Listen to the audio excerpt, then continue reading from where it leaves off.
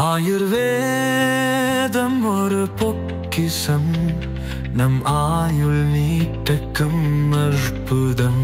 Doctor Srivarma's. Tiruvannamalai கழிக்குளம் கிராமத்தைச் சேர்ந்த பெண்ணை 4 சவரன் நகைக்காக தோழியே கொலை செய்த சம்பவம் அதிர்ச்சியை ஏற்படுத்தியுள்ளது. திருவண்ணாமலை மாவட்டம் கீழ்பெண்ணாத்தூரை அடுத்த கழிக்குளம் கிராமத்தைச் சேர்ந்த அம்சா கடந்த மாதம் 15ஆம் தேதி தனது மகனை திருவண்ணாமலை அரசு மருத்துவமனைக்கு அழைத்துச் செல்வதற்காக கீழ்பெண்ணாத்தூரிலிருந்து திருவண்ணாமலை பேருந்து நிலையம் வந்துள்ளார். அங்கிருந்து குழந்தையுடன் அரசு மருத்துவமனைக்கு சென்ற அவரை அவலூர்பேட்டை சாலை ரயில்வே கேட் அருகே அவரின் தோழியான நேத்ரா சந்தித்துள்ளார்.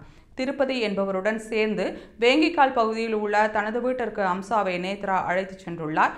அங்கு அம்சா அணிந்திருந்த 4 சவரன் நகைக்காக அவரது கழுத்தை நெரித்து கொலை செய்துவிட்டு உடலை சாக்குப்பையில் போட்டு ஏந்தல் புறவழிச்சாலையில் உள்ள கரும்பு காட்டில் வீசியுள்ளனர்.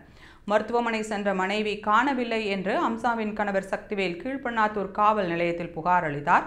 அதன் பேரில் விசாரணை செய்த போலீசார் செல்போன் டவரை வைத்து நேத்ராவதியும் திருப்பதியையும் சந்தேகத்தின் பேரில் விசாரித்தனர்.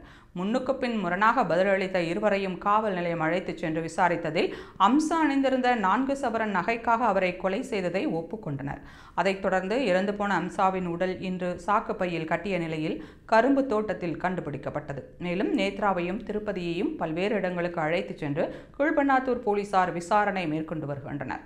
4 சவரன் நகைக்காக தோழியே ஒரு பெண்ணை கொலை செய்த பெரும் அதிர்ச்சியை ஏற்படுத்தியுள்ளது.